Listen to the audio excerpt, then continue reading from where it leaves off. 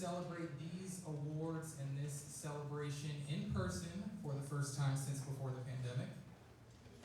Last couple times we've had this, it's been pre-recorded, private viewing parties, so we are happy to be gathering again in the same room.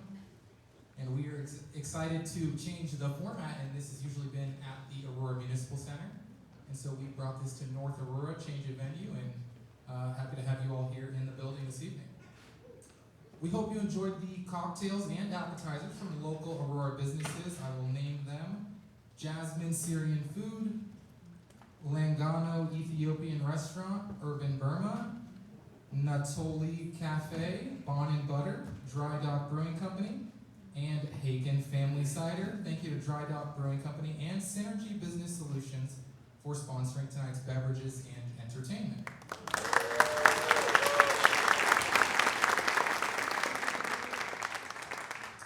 To my right, we also have some wonderful gift baskets for each of our winners, and we'd like to thank Fitzsimmons Credit Union, Southlands, Visit Aurora, Town Center at Aurora, and On Havana Street for donating the items for the baskets.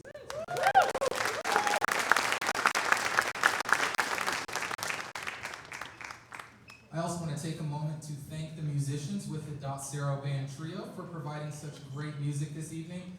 Would the band members please stand and be recognized?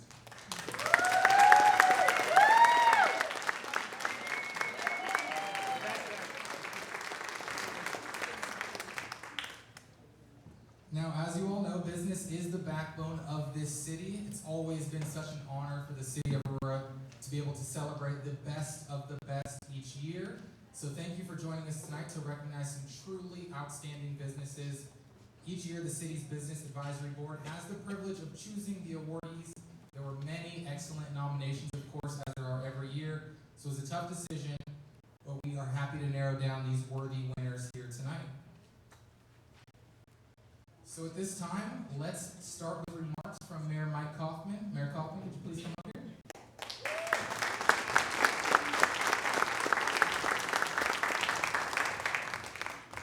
Thank you.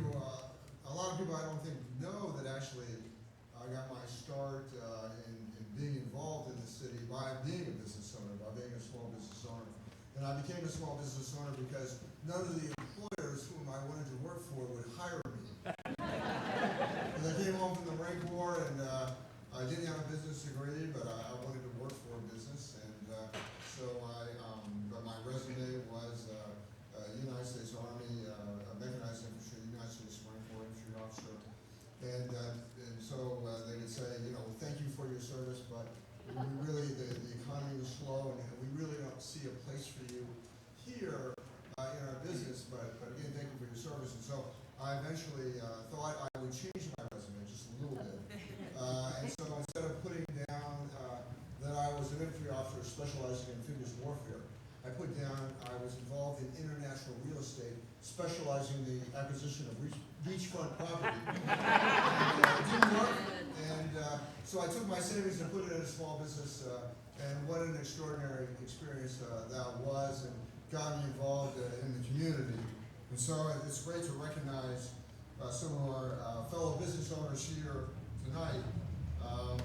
And thanks to everyone for being here tonight to celebrate the Business Recognition Award winners. I would first like to recognize the Aurora City Council members that are here. I believe Council Member Steve Sundberg is here, was here. Are there any other council members here? He is not. It is a pleasure to be here with you to celebrate such a fundamental part of our city, which is our businesses. The city continues to focus on attracting business investment to support a robust economy. Businesses come to Aurora because of our accessibility and connectivity, our infrastructure and our resources, our diverse and educated workforce, and our quality of life. Businesses stay in Aurora because of the supportive environment created by our city council, our city staff, and our network of partners like the Aurora South Metro Small Business Development Center. Together, we produce a wide range of economic opportunities for business, big and small, in the city.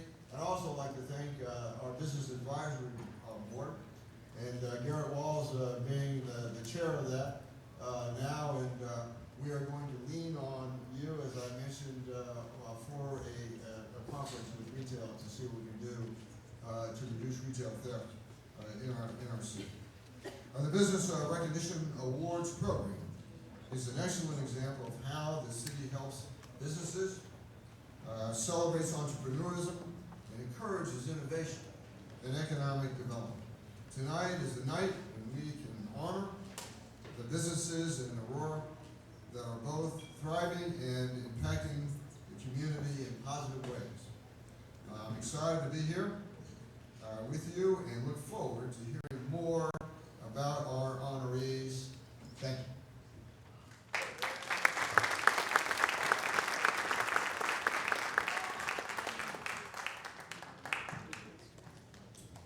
Thank you, Mayor Kaufman. And now I'd like to invite City Manager Jason Batchelor up to share some remarks.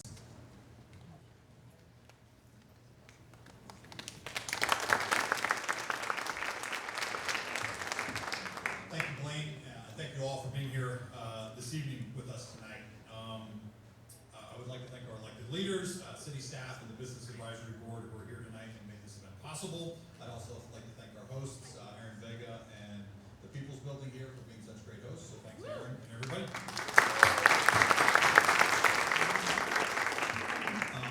So our business community has faced so many hardships over the last few years, and we're thankful that we can be here tonight to celebrate our Aurora businesses, especially those that are going above and beyond in our city and making a positive impact. Businesses bring not only economic vitality to Aurora, but they also improve our quality of life. So for instance, has everybody seen the Aurora Eats Guide? So it's a great guide that we put together every year to highlight the hundreds of independent ethnic restaurants and markets that we showcase throughout our city. Those businesses bring our community together, and they help make the vibrant fabric that is Aurora. So we are excited for that. We're excited to become a place for sort of gastronomic to do. And so I'm excited for our speaker tonight to learn more about that. We do have copies of the Aurora Eats Guide if you'd like to see those. Get one of those on your way home.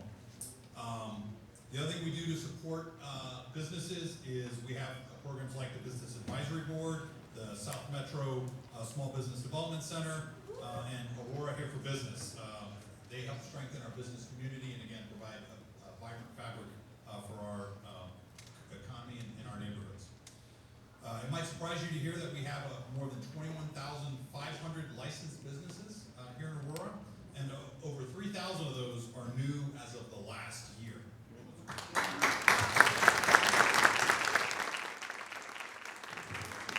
So there's much opportunity in Aurora, and the dreamers in our world are discovering that every day.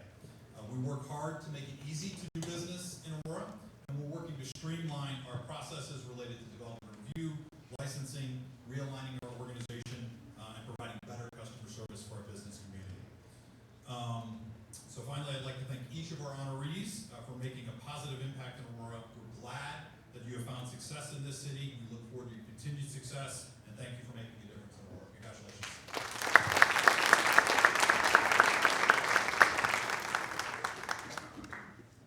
Thank you, Jason, very much.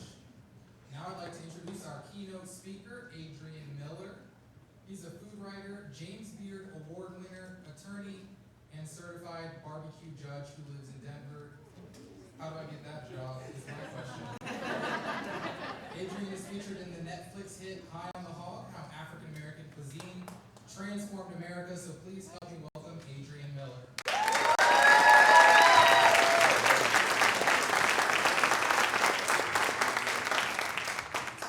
Good evening, everyone. It's so good to see you. And I know a lot of folks in this room, so I feel like I'm at home. And congratulations to all the awardees tonight. So what I'm going to do for this keynote is I'm going to give you my journey as to how I became an entrepreneur and the lessons that I learned along the way. So I know you're like, oh, this brother's going to talk all about himself. And normally I don't do that, but I think there's some lessons to be learned here.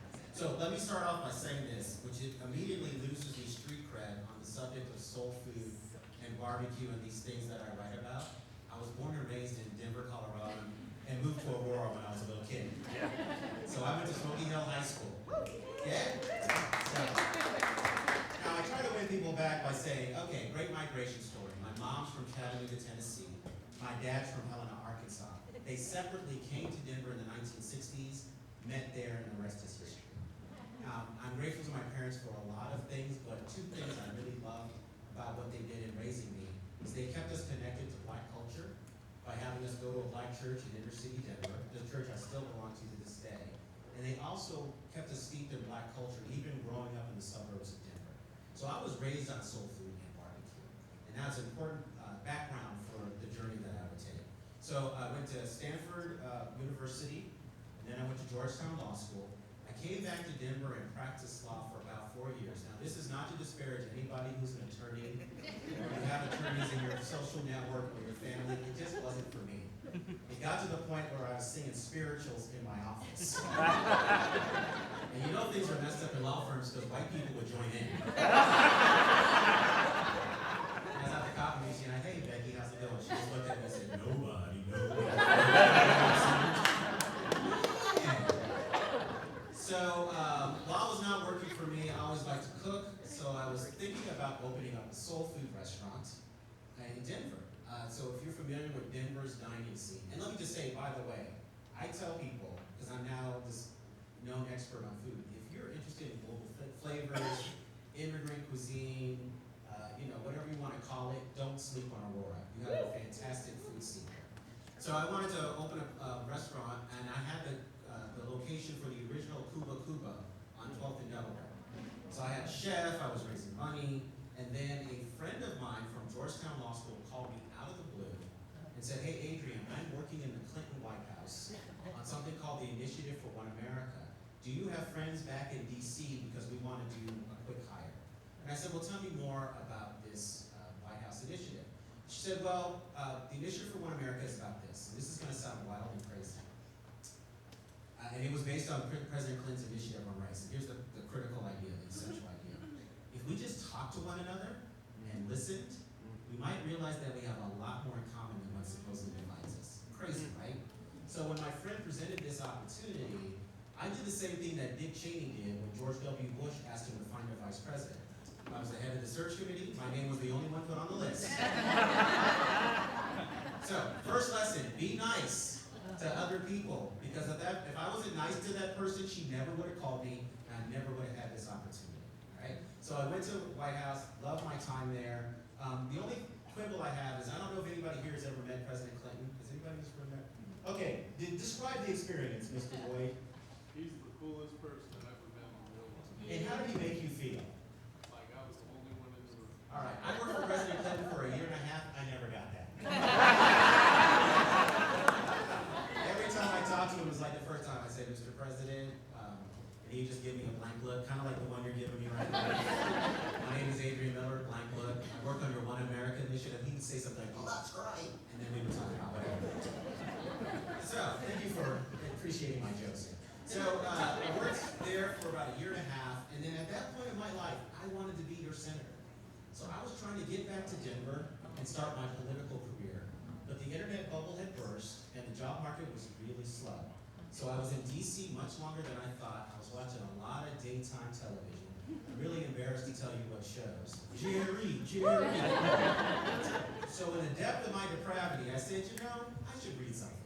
So I went to a local bookstore, and I'd like to cook, so I was in the cookbook section, and I see this book on the shelf called Southern Food at Home, on the Road, in History by a guy named John Edgerton. The book was written in the late 1980s, and in that book he wrote this one sentence: the tribute to Black achievement in American cookery has yet to be written. I'm reading it 14 years later. I thought that was interesting, so I reached out to him, tracked it down on the internet, emailed him, Mr. Edgerton, I love your book. You wrote this one sentence. Do you still think this is true? And he said, for the most part, nobody's taken on the full story. So with no qualifications at all, except for eating a lot of soul food and cooking it some, that's what started the journey. So I did get a job back here in Denver at a political think tank called the Bell Policy Center. So I went to work there, but I had this thing that was tugging at my soul. So I was like a grad student. After work and on weekends, I went to the Denver Public Library and I grabbed everything I could on African American cuisine. black cooks, anything about food. So the second lesson I learned is that if you find your bliss, if there's something that makes you happy, let that flower, pursue it. Now, don't quit your day job, right? Don't quit that until you have enough income from your bliss, but keep following that dream. It was tugging at me. So I kept working on it. I got a job with Governor Ritter. I was policy and legislative stuff for him. And then he decided not to run for re-election. And so at that point, I said, you know, knowing me, I'm just going to pursue this dream a little bit at a time. And 10 years later, I'll be telling people I'm working on this book on the history of soul food. I'm going to go for it now. So I cashed in my retirement, and I know, and focused just on the book. So I spent 1.5 years working on the book. So it was interesting at that time because people thought I was nuts to do this. So the other lesson here is believe in yourself, even when that act is very lonely. Because there are a lot of people that will just say, are you crazy? Why are you doing this? But just believe in yourself. I'll give you a great example. So, you know, I was dating at the time, and I would go on dates, and I would drop my voice an octave lower and say to my date, you know, I left everything behind to pursue my dream. And I know that dreams come true, because I'm here with you tonight. And almost every single date went to me and said, so you really don't have a job, do you? So believe in yourself, you win a song. So this is what I did. Over the course of 12 years, I went to the Denver Public Library and I looked through 3,500 oral histories of formerly enslaved people and indexed every interview for food references. I read 500 cookbooks, half of them authored by African Americans because I wanted to put black food traditions in a larger culinary context. I read thousands of newspaper and magazine articles that I could find, talked to hundreds of people, and then because I care about my subject so deeply, I decided to eat my way through the country. So I went to 150 soul food restaurants, 35 cities in 15 states. And that led, all of that is the corpus for the 3 books that I've written so far. So the fourth lesson is, no matter what, you have to do the work. So the first book I wrote is on the history of soul food. It's called Soul Food, The Surprising Story of American Cuisine, one plate at a time. Now I'm part of the Black faith tradition. So as I describe this book, I want to have call and response. So the way I wrote this book is I created a representative soul food meal. I wrote a chapter about every part of the meal. I explain what it is, how it gets on the soul food plate, and what it means for the culture. And then I have recipes, traditional, health conscious, and fancy ones in case you want to show off as a cook. All right? So as I say these things, you can say amen, snap your fingers, just applaud, whatever. All right? Entree, fried chicken, catfish, chitlins. All right, for those who don't know, chitlins are pig intestine, not for everybody, all right? Side dishes, greens. Soul food culture, the popular greens are collard, kale, mustard, turnip. So if you discovered kale in the last 5 to 10 years, welcome to the party. You've been eating for about 300. Black eyed peas, candy jams, which are sweet potatoes, macaroni and cheese. And I wrote a chapter on cornbread, chapter on hot sauce. Then I wrote a chapter on red drink because I believe that red Kool-Aid is the official soul food drink. Now, just for a little context, there is a generational shift happening. A lot of youngins like purple and blue. And you have to understand that red is a color and a flavor. So black people, we don't call things cherry or strawberry that has hints of cranberry, it's just red. So because of this generational shift, as I wrote in my book, I do believe that children are our future, that we should teach them well and let them lead the way, but not on Kool-Aid, because they're messing around. And then I wrote a chapter about dessert, and I couldn't settle on one, so I wrote about 4. Pound cake, peach cobbler, banana pudding, sweet potato pie. So that book won the James Beard Award for Outstanding Scholarship and Reference. That's the highest honor you can get in food writing.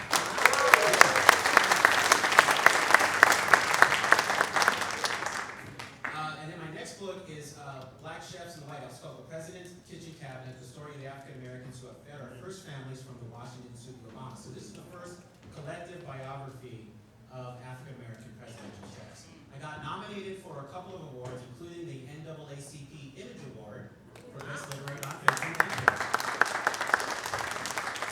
So I went to Hollywood for the ceremony knowing that I would never win, and here's why. Dick Gregory was in the same category, and he had died a few months earlier, so I knew I wasn't winning anything. But I did get closer to a lifelong dream. I always wanted to meet the actress Halle Berry, and she was one of the presenters that year. So, here's the progress I made, y'all. We were in the same building at the same time.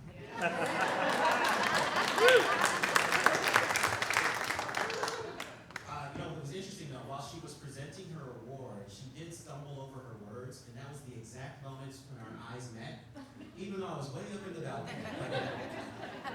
And then my third book is Black Smoke, African Americans in the United States Barbecue. It tells the story of barbecue from a black perspective. And I wrote that book because I was just tired of white dudes getting all the credit. Because if you watch TV, read books, and newspapers, everything, it's pretty much white dudes who are celebrating barbecue.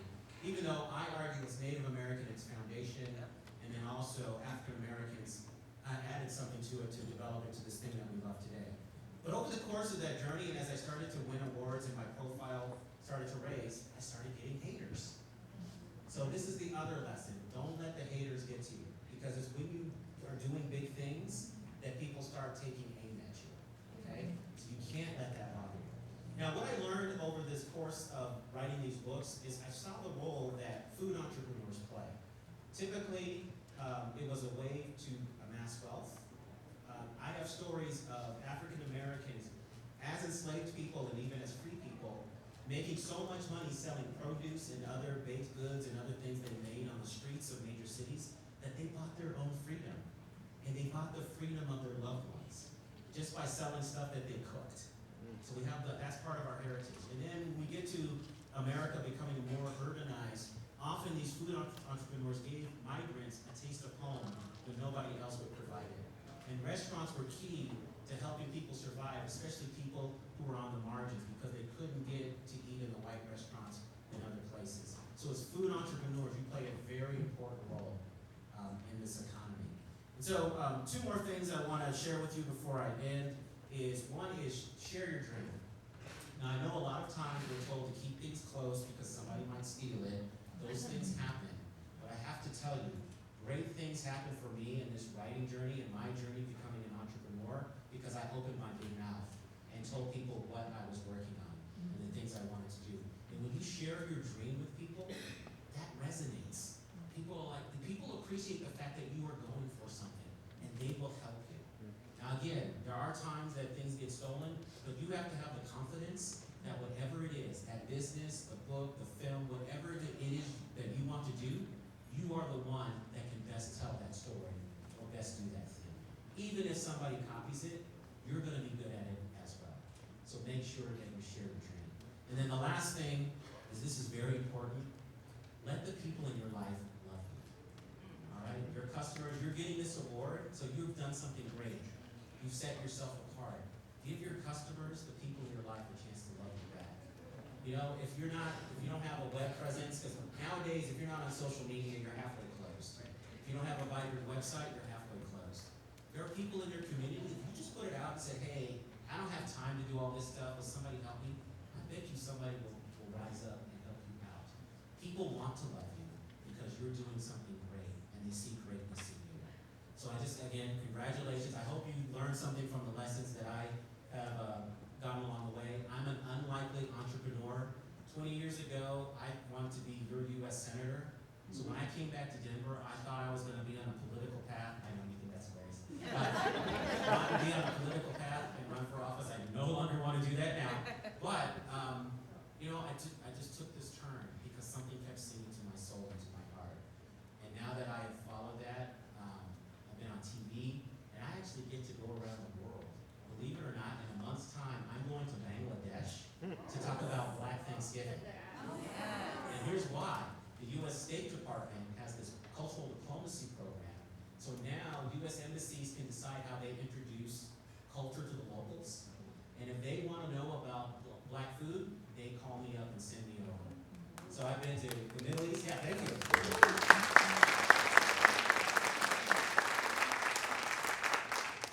So I've been to the Middle East. I've been to Kuwait, Oman, Bahrain, Cairo, Dubai.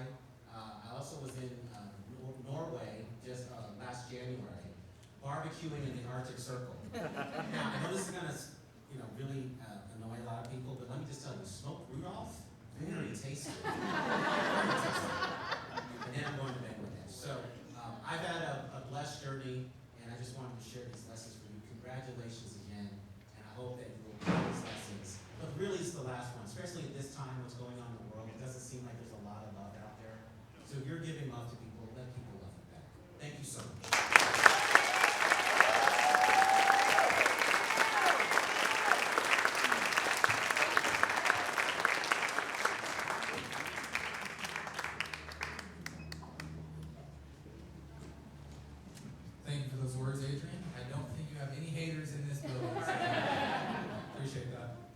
Before we move on to the awards presentation, we do have a very special musical presentation. So let me welcome the Bosma Dance and Fitness Group to the stage.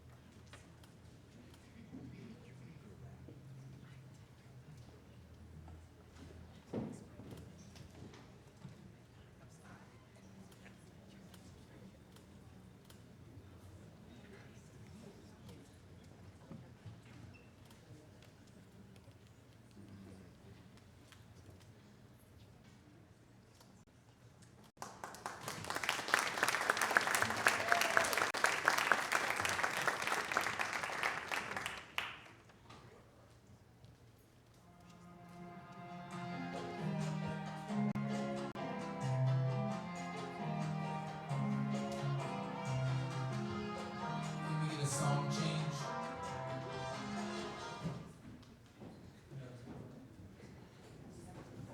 It's the other song, there's only two.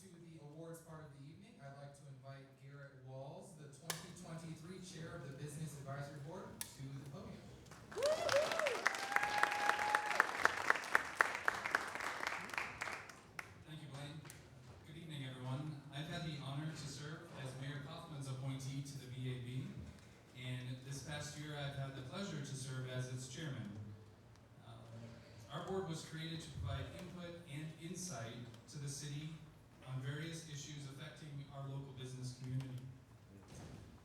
I would like to recognize my fellow board members here with us this evening. As I call your name, please stand and be recognized. Please hold your applause until all names have been called. Joel Boyd, who's this year's vice chair of the VAB, appointed by Councilmember Dustin Zvonek. Shannon Fender, appointed by Councilmember Curtis Gardner. Bob Freiberger, appointed by Councilmember Crystal Murillo. Chance Horiuchi, appointed by Councilmember Danielle Jurinsky. Martin Lyles, appointed by Councilmember Francoise Bergen. Carolyn Pace, appointed by Councilmember Juan Marcano. Hitesh Patel, appointed by Councilmember Steve Sundberg. Michelle Redding, appointed by Councilmember Allison Coombs. Alok Sarwal, appointed by Councilmember Angela Lawson.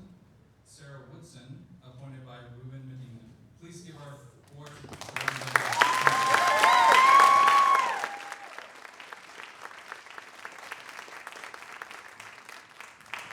It seems like every year is really active and productive for the Business Advisory Board. This board meets with a variety of city staff on a regular basis to provide input and make recommendations on a range of issues initiated by city staff, by city council, and issues that the board itself brings forward.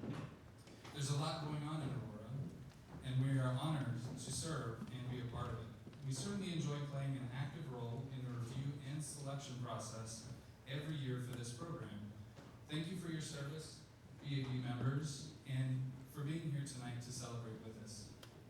I also wanted to mention that we are already starting to accept nominations for the 2024 Business Recognition Awards.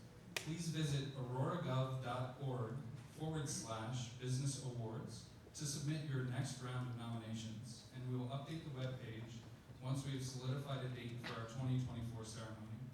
We appreciate our local businesses, and this is an opportunity to recognize the absolute best of the best in our local community. Thank you for being here this evening.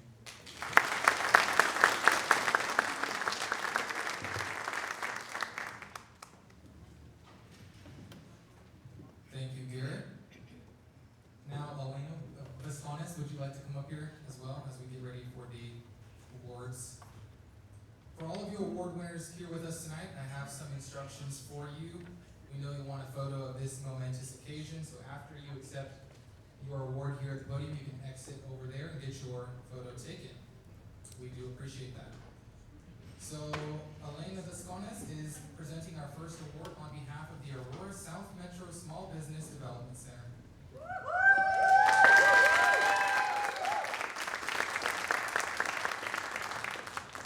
Thank you very much. First of all, I would like to recognize 4 special guests, and if you can stand so we can recognize you. Hannah Krieger, State Director of the Colorado SBDC Network. Nikki Murray, Director of the Business Support Division. Francis Padilla, District Director of the Small Business Administration. And David Benavides, Lender Relations Specialist, also with the Small Business Administration.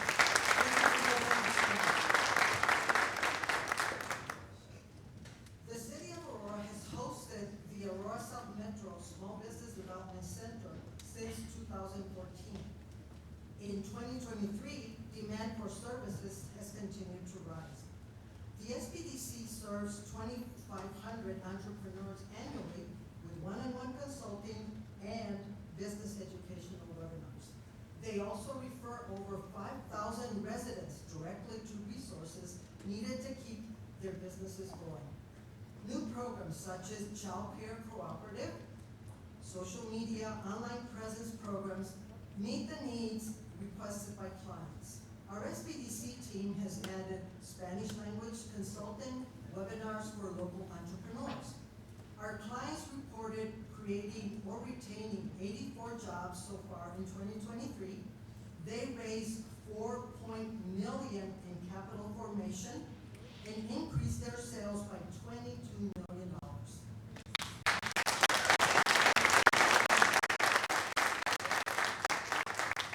These numbers really reflect the resiliency that we are seeing among our our small businesses in Aurora, despite so many challenges in recent years.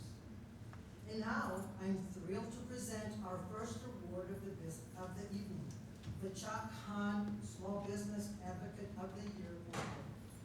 This award, which is a separate award from the Business Recognition Award program, was created a few years ago by the Aurora South Metro SBDC and named after Chuck Hahn, who served the city of Aurora, the Aurora South Metro SBDC, and several other SBDC centers in Colorado for more than 16 years before he retired. The award recognizes an individual who has a positive and supportive attitude toward residents who own small businesses or plan to start one, demonstrates an extremely high level of customer service, is well respected in the small business community, and is consistently creative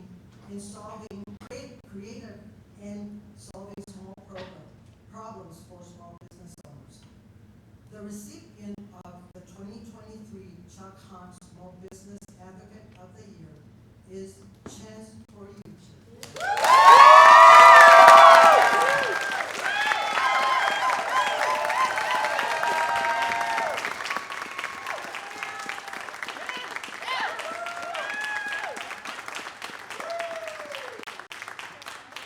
Chance is the executive director for the Havana Business Improvement District, also known as on Havana Street. She has served in this role for the last 5 years, working tirelessly to support a global district that offers arts, shopping, dining, living, and more. Chance engages with the district's 2,100 businesses to provide solutions by using collaborative partners and resources to address challenges. She also serves on more than 7 community boards and continues to find ways to connect with and support our community. Congratulations, Chance, and please join me to accept the award.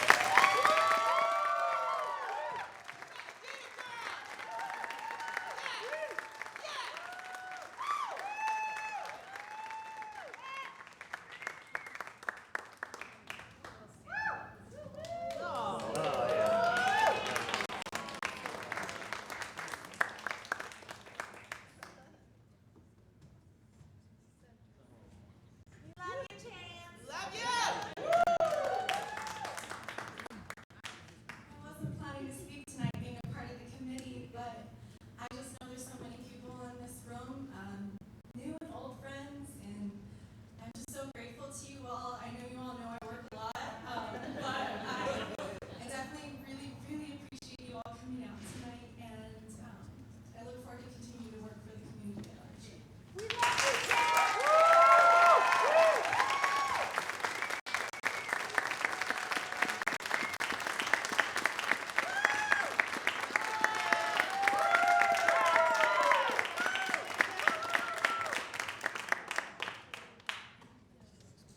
Thank you for those remarks, Elena, and congratulations, Chance. As we move to the Business Recognition Awards, we have 3 awards to kick off our awards presentation. And we have a new award to introduce tonight. I'd like to ask Nathan Steele, South Metro Area Manager for Excel Energy, to join me here at the podium.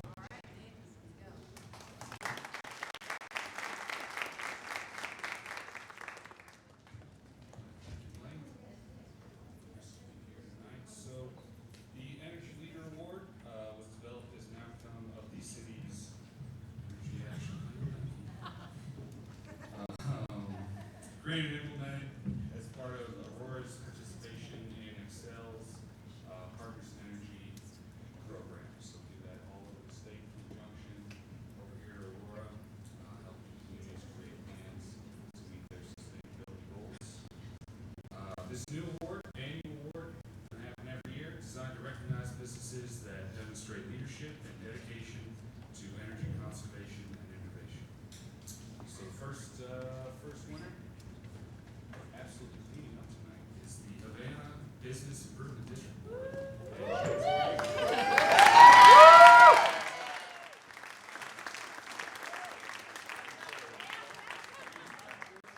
Championed the city's energy action plan, actively participated in its implementation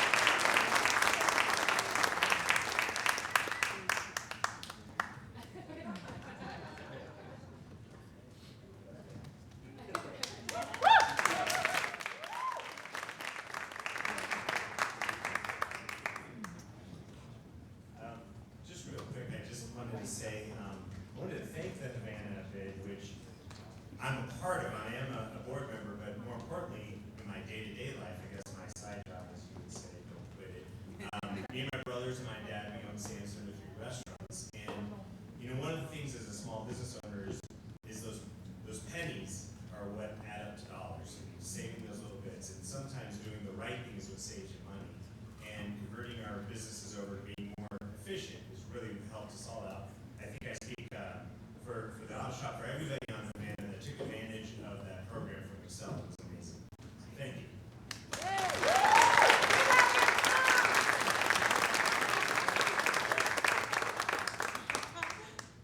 Thank you for those words and congratulations. Now, Jason Batchelor, City Manager, I'd like to invite you back up to the stage to hand out awards.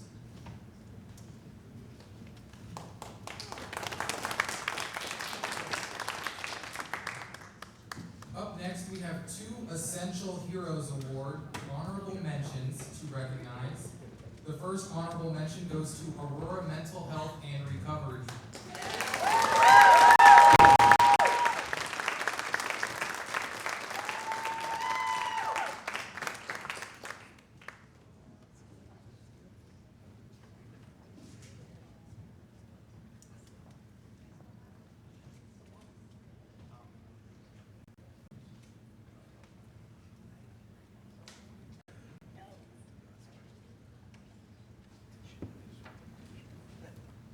Thank you. We're really thrilled to be here tonight. At Aurora Health and Recovery, our mission is deeply rooted in our diverse community. We deliver state-of-the-art care, impacting emotional recovery and addiction recovery, emotional well-being and addiction recovery. And the most important part to us about this is the deep roots in this diverse community. And our more than 700 staff come to work every day with a passion to really serve this community. So we really greatly appreciate the recognition, and we will bring this back to our staff. Thank you very much.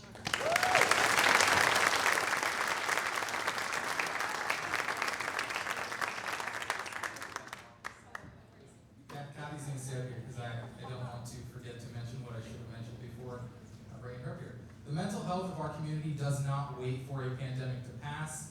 The 500 plus employees at Aurora Mental Health and Recovery continued their important work in the community from day one through a combination of remote and in-person services. Each year, the organization serves more than 20,000 community members and brings several $1 million to the community via state, federal, and private foundation grants.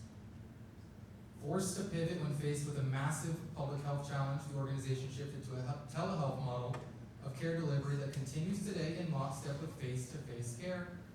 A user-friendly application piloted during the height of the pandemic enables therapists and clients to share real-time feedback on care interventions and health progress, giving clients more control of their treatment process. And a client advisory group offers direct client feedback and experience to guide the organization in further enhancing care delivery practices. Voted a 2022 Top Workplace in Colorado winner from Energage and the Denver Post, Aurora Mental Health and Recovery ensures the needs of Aurora's diverse community are met through rigorous staff training and assessments and customized culturally and linguistically appropriate services. So once again, congratulations to everyone at Aurora Mental Health and Recovery.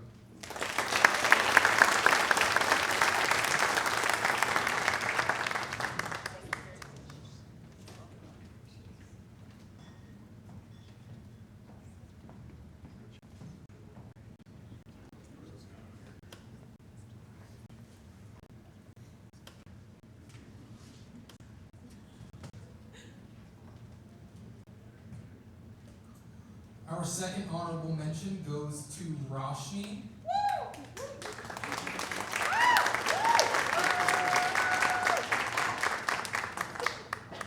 Dipali Lindblom has a heart for diverse cultural groups who need to be heard. Reflecting on her experience growing up in India, where girls and women face many challenges and little voice, she founded Roshni in 2016 for Women in America to be heard. Roshni is a Persian name meaning light, and the nonprofit organization enables people to share their stories through performing arts to produce empathy and inclusivity. The program serves not just women, but also refugees and immigrants, members with disabilities, older adults, and the unhoused. Roshni offers 8 programs to reach a variety of ages and programs, including the multi-day New American Arts Festival in the Aurora Cultural Arts District. During the pandemic, Roshni stayed active, shifting programs to open outdoor spaces and hosting a virtual summer dance project dedicated to frontline workers that reached people online worldwide. Roshni employs a dozen grant-funded contractors to support the organization's work in the community. They hope one day to have a dedicated space to offer different kinds of arts like cooking, sewing, dancing, and more. The primary mission in every project the organization takes on is to bring people from different backgrounds together to learn and share their stories with each other. Congratulations to Roshni founder Dipali Lindblom. Please join me to accept your award and say a few words.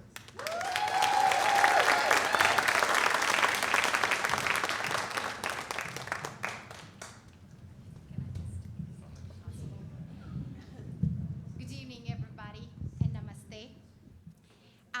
Adrian, especially you, it seems like our paths were meant to meet here today, because I grew up in a very small town in India where girls were told that you have to become doctors and engineers and lawyers and teachers. And I knew that I wanted to be a storyteller. And I lived with that dream until I went to Sweden, where, sometimes when you have a dream, you have to also say that this is one important part. You have to believe in the intention of your dream, not just in your dream. Because if your intention is pure, there is something out there, the universe, that kind of makes it true. And so on a bus, I met my husband, went to Sweden, went to Montreal, and finally found my way here. And I realized the power of dance, because that's one way that I'm able to bring the community together. We talk about women empowerment, but I believe the true empowerment comes when you share your power. That's empathy. And so I understood that when I came to Aurora. And this is this place where I have felt that I was meant to be. And in the last 6 years, I have lived that dream every day. And as Adrian said, that sometimes you have to let people love you. I've been looking for a space for a long time, and I was like, what are we going to do in Aurora? But this is how, when I really reached out to the community, they came to me and they said, here we have a space, just 2 blocks on that side. That's a place, if we call it House of Friendship. We did our New American Arts Festival, and the last week I was very painfully made aware of the racial and cultural divide that exists in America. And as an immigrant myself, I was not able to understand why do we have that. But it is what it is, because we come from different parts of the world. We come from our own experiences. And as Adrian says, so sometimes we can just come and talk to each other. We'll find that we have so much in common, because we all, as humans, have the same needs. Same thing. So Roshni, we do sewing, we do dancing, we do storytelling, we do theater, but ultimately it's not about these things. It's about finding connection with ourselves and with each other.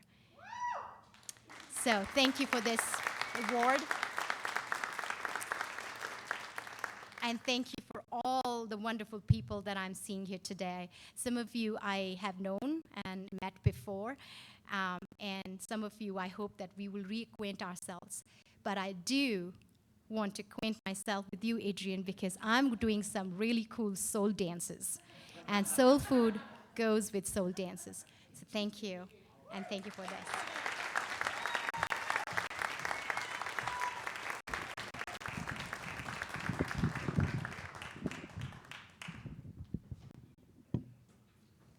Thank you for those remarks. Beautifully said. For the final portion of our awards presentation, we will begin with a short introduction, followed by a video about each company to help you understand why these companies were chosen to be recognized tonight. After we recognize each award recipient, please remember, exit to the left and pose for your photo. At the end of the night, we ask all award recipients to please stop by the table to collect the items associated with your award. So our recipient for this year's Innovation and Creativity Award is See Me Catering Services.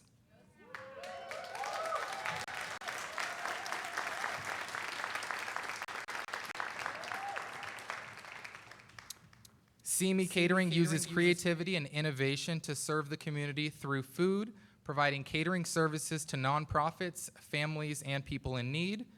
Founded in 2014, the business continues to thrive with chef and owner Regina Edmondson at the helm and with the support of more than 20 people of all ages who help prep, cook, and drive. So let's take a look at CME Catering Services.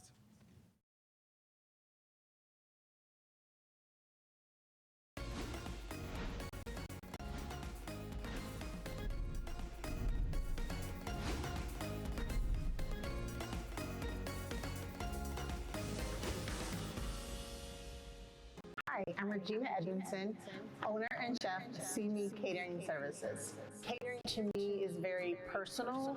It's literally from my kitchen going into your home, into your kitchen, or accompanying whatever your event is. When I was growing up, I was always the one that was in the kitchen with my grandmother, watching everything she did and watching her cook. And then when I traveled, I had the opportunity as a flight attendant to live and travel all over the world and be invited into folks' home where they would feed you and tell you the history of a dish and everyone coming together. And so for me, food is that opportunity to bring people together. And so that's what inspired me. I want to come in and be able to provide food that brings people to the table together. You place your order on Friday, you receive your meals on Monday, and there's several categories of meals to choose from. So you can pick a meatless option, you can pick fish and seafood option, a poultry option, as well as a meat option. So there, when you have members of your family that have different diets, you're able to get everything ordered at once, everybody fed at once, and everybody sitting at the table together for dinner. Being in Aurora for me is very important because I'm a Colorado native, but I'm from Aurora. I went to high school in Aurora, grew up in Aurora, and it's important for me to serve the community that I grew up in. So when we talk about community outreach and being a caterer, as a caterer, it gives me the opportunity to partner with other organizations and provide meals. When we look at MLK Day, we get out and we have so many this kitchen is completely full with volunteers helping as we prepare meals for thousands of people every year. Another example is, during COVID, when all restaurants, everything is shut down, as a caterer, I had the opportunity to come in, prepare 1,000 meals every single day and take those out to community, bringing people together through love, through food, and just breaking bread together helps us bring people together and community together. Those are the things that drive me every day.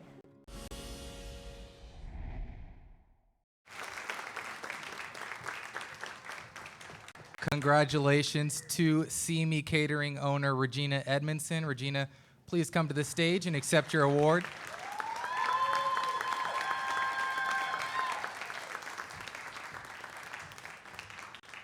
And please say something more. I just want to say thank you for Aurora community. Thank you for all of those that support small businesses. When you're an entrepreneur and own a small business, that road can be really challenging and difficult at times. And it's nice to be able to look out into community and know that you have support. And it's nice to be able to know that your family supports you. I want to just show appreciation to my husband, Omar Montgomery, to my son, Evan Edmondson Montgomery, and just many pictures you see them in because they're always there to support, and I appreciate you both. I love you both, and thank you so much.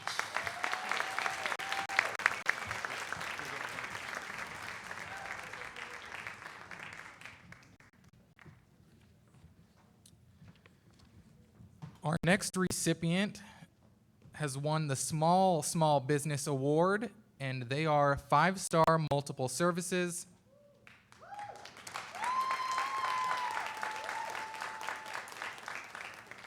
Five-Star Multiple Services are available around the clock to provide 5-star service to the community when it comes to tax preparation, immigration bonds, paralegal support, and more. And they do it all with just 5 employees providing the best in personalized attention. Let's take a look at 5-Star Multiple Services.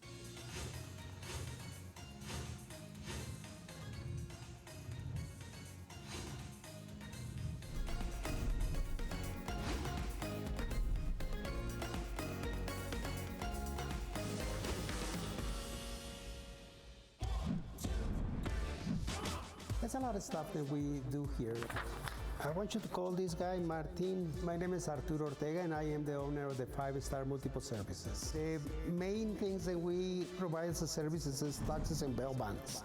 We also do notary, and we do contracts, and we do power of attorneys. And by being bilingual, we are able to do in English and Spanish. And 2000, we opened the first office in Aurora. In 2006, we purchased the building, and then with the help of Aurora Business Development Office, we did a full remodel. It's just a big family experience here at 5-Star. My name is Michelle Bells, and I work at 5-Star Multiple Services with my dad, the owner.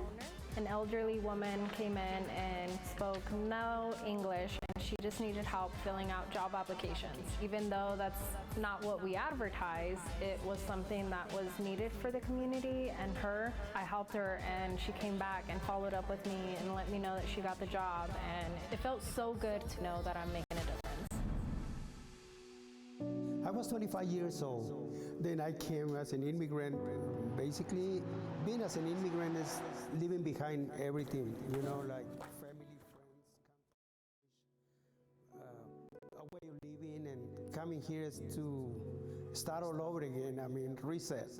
Believe it or not, that I played the role of the big brother, you know, giving them a lot of advice, how to survive and grow up in this country, instead of getting in troubles and lose the opportunities to stay here, you know, being deported. I want to tell my dad thank you, because everything that he showed me, I can never repay it. I will forever owe him for what I've learned and done at 5-Star. Whatever the community needs, you know, we are there trying to help them.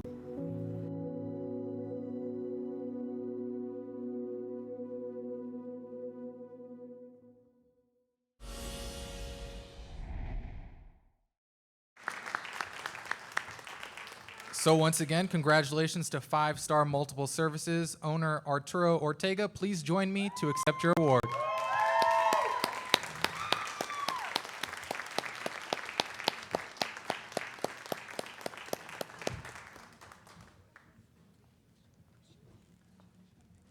Congratulations. Thank you very much.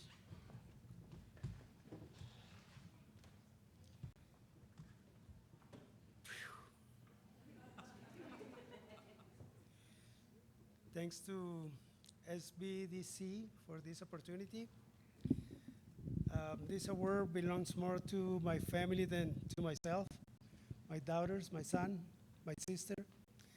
It's a family business, and they deserve this award. My daughter got the opportunity to go and see the governor when she was in high school.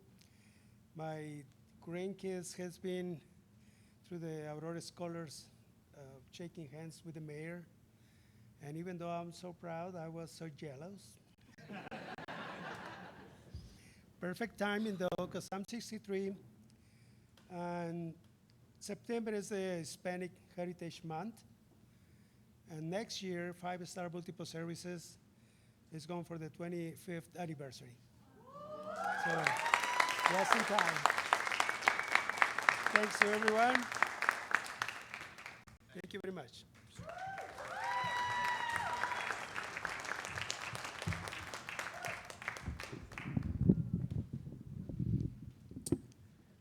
Our next recipient has won this year's Resilience and Community Impact Award, and it's Lady Justice Brewing. Ooh. Lady Justice Brewing. 3 friends launched Lady Justice Brewing in 2016 with a vision for making great beer to help better the world. Their creativity and willingness to adapt through the worst of times has enabled them to survive, build a solid customer base, and give back to the community in droves. Let's take a look at Lady Justice Brewing.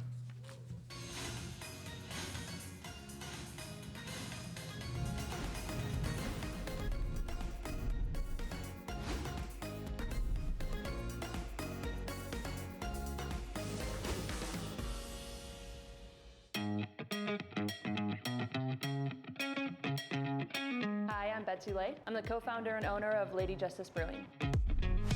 We've been in this space on East Colfax since March of 2020. We signed the lease on March 15th, 2020, and I think the state shut down on the 18th. Yeah. We're queer-owned and operated and woman-owned and operated. The national stats are, I think, 46% of breweries are co-owned by a man and a woman, and 3% are owned solely by women, and I believe there's 7% of brewers are women, and so we have all of that here. We are a philanthropic brewery. We donate a portion of our proceeds to Colorado nonprofits that support and empower women and girls. We have a rule that we brew beers that we want to drink here. So if we like them, we figure a lot of other people will too. We try to be pretty approachable with our beers because we actually get a lot of people who visit who aren't regular beer drinkers. They come because of our mission or because of our ownership. And so what we try to do is brew beers that are approachable and fun to drink. Our Chosen Family ESB is sort of what we're known for because a lot of people don't brew that style anymore. And we brew it well. We've won awards for it. So we get a lot of people who come in who want to try that. And then our flagship IPA is our Sandra Day IPA. It's a West Coast style, and that was our very first recipe, and it stayed with us since 2016. You know, beer brings people together. So we talk a lot here about how brewing creates a community table. You know, it's like a liquid form of breaking bread. And so we feel that beer is sort of this thing that people can gather over. We have people who've, you know, had birthdays here and proposed here, and this is where they come when they buy a house to celebrate. You know, like, people like to gather around food and drink, and so beer was a pretty accessible way for us to be able to do that.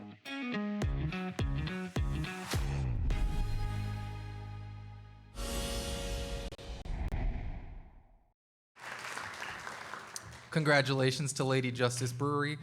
Betsy Lay, please come and accept your award and say a few words.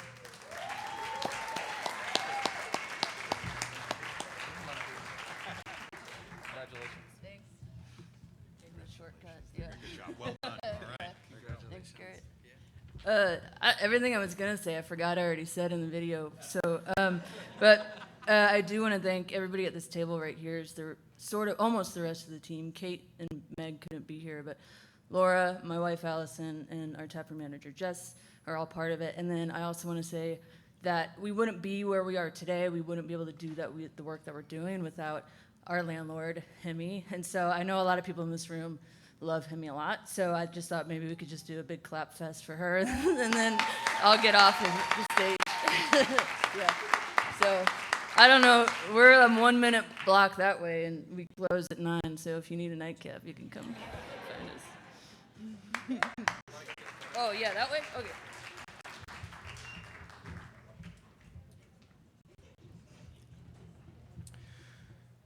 Our next recipient won the Service Industry and Hospitality Award, and it's Pearl of Siam. Pearl of Siam in Southeast Aurora has provided the community with a cozy gathering spot for authentic Thai food for more than 20 years. The restaurant is one of the city's dining mainstays, exemplifying the best of Aurora's international cuisine. Let's take a look at Pearl of Siam.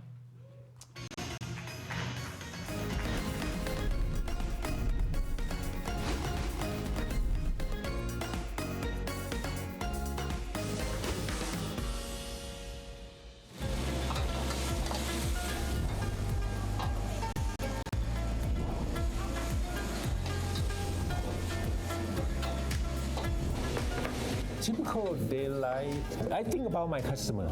You know, every time we wake up, this is a little piece of Thailand. Thank you for coming by, guys. Enjoy the food.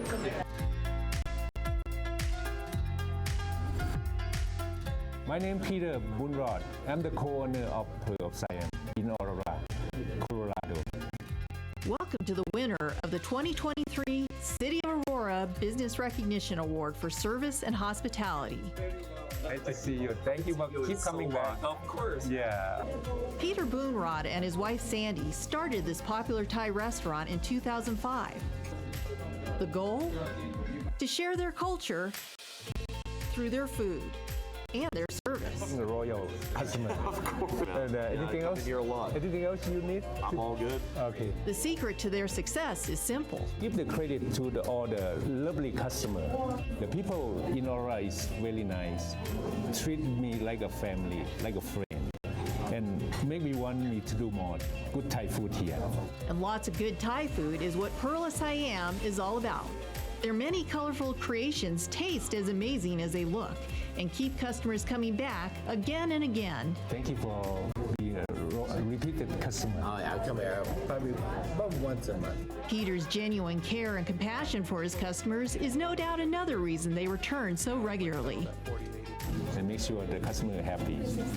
That's the goal.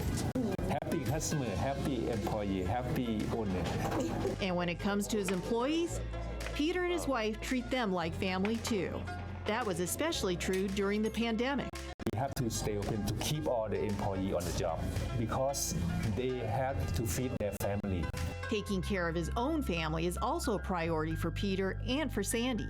They have one child, a daughter named Tanya, who's studying to be a doctor. Peter and Sandy have tried to set a good example for their child throughout her life. That inspired me, want me to be here, to have to make money to pay her tuition. While he runs the day-to-day operations at the restaurant, Sandy serves as the accountant. I believe teamwork makes things easier and unite the family. Peter and Sandy have definitely found a recipe for success in so many ways. Pearl of Siam is more like a gem, I would say diamond in Aurora. We totally agree, Peter. Congratulations, Pearl of Siam. Thank you, Chris. Thank you. Have a good one. Have a nice weekend.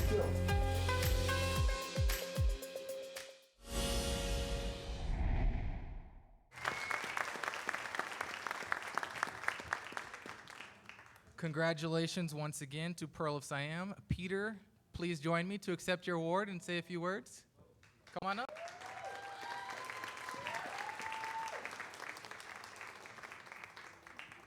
You guys can all come on up.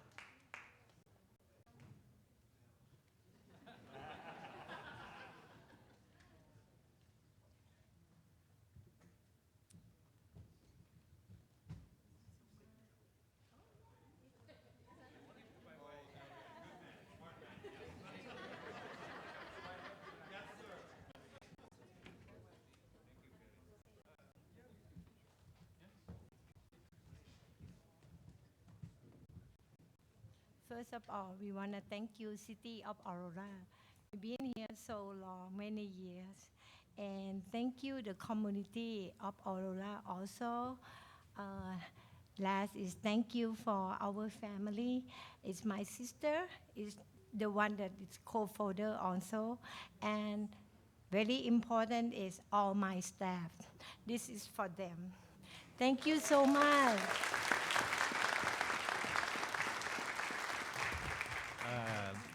And thank you, the Mayor of Aurora, Mike Kaufman. And thank you, all the staff who make this thing happen tonight. I really do very appreciate all the Aurora community who being so supportive, especially my customer who nominated us to be the winner tonight. Thank you.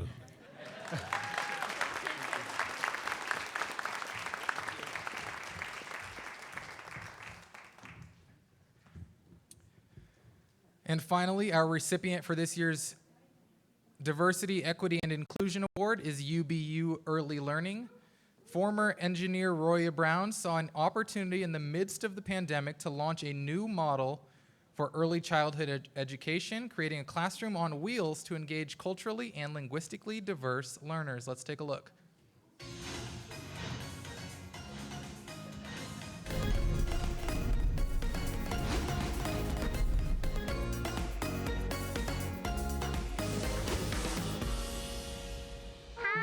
There's a whole world, and there's not one perspective.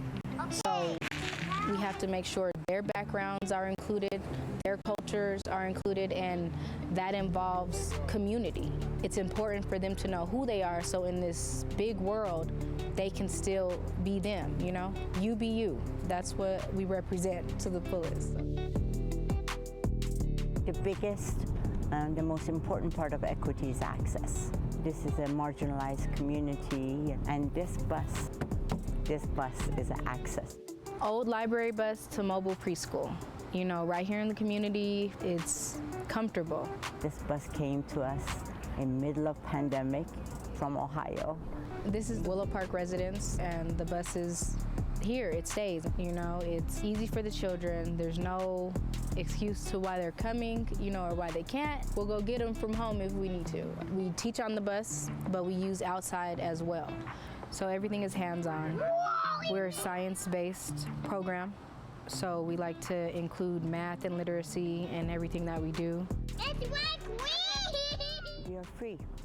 We don't charge. See, we raise money through grants, and we are partnered with Aurora Housing Authority, and to provide these services to the resident of this community.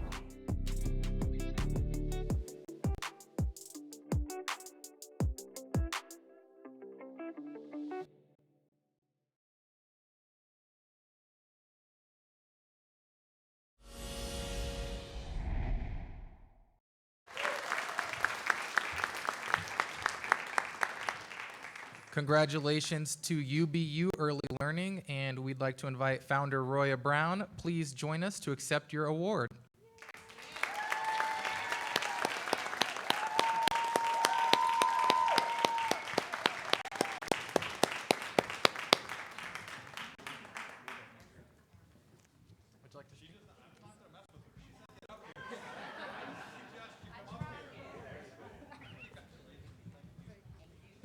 Hello, everyone. Thank you so much for this opportunity.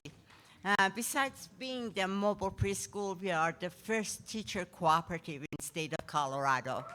And what that means, we are a group of teachers who are running this show as a horizontal management. We create the policies, we create the curriculum, we partner with the parents, we partner with our community member. So we are all in this. That's why I invited my team to be up here to accept this award. Thank you so much.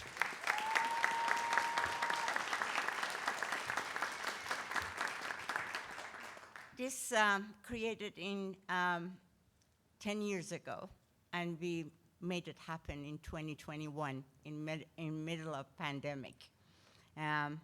Parents were did not want to come to the mobile preschool, but once the pandemic started, everybody was interested to come. Oh, your school is open? We want to come, and that's how we started. Anybody else wants to show? No? Okay. Thank you so much for this. Thank you.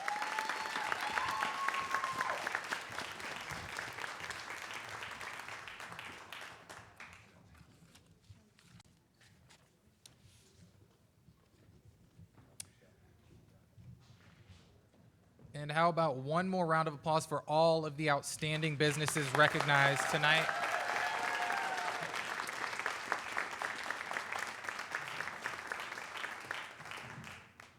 We appreciate all of you for what you do for the city of Aurora and all the residents by locating here and for giving us a reason to celebrate you as part of our business community. And to previous award winners who have joined us tonight, thank you for being here as well. And at this time, I would like to close out the evening with remarks from City Manager Jason Batchelor. All right, I'm keeping track of time. We got 30 minutes to get over to Lady Justice, so I will keep this brief. First, real quick, can I get a real big round of applause for Blaine? He did a great job.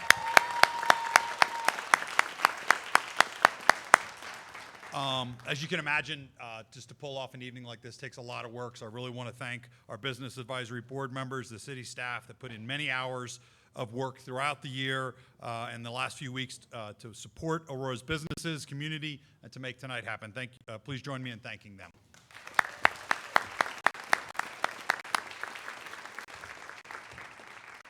I'd also like to thank the staff in the Planning and Development Services Division, our Communications and Marketing Department, and Aurora TV for their support in the event, including the wonderful video productions we saw tonight. And I also want to thank city staff at the People's Building for providing us this new venue to host the event.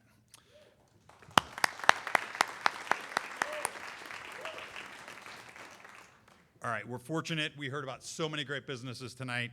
We're very fortunate to have those businesses and many more that we can celebrate. Thank you for being here to celebrate those winners tonight and all of our businesses. Congratulations again to all of our winners.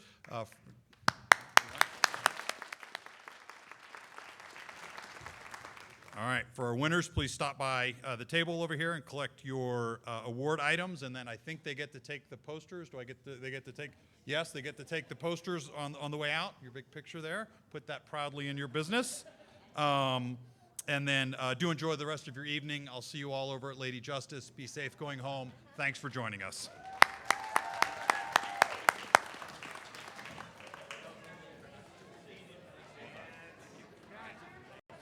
Did I just open the business? Oh, did it? Oh yeah, we'll get you one. Sorry, hey, I got a quick question.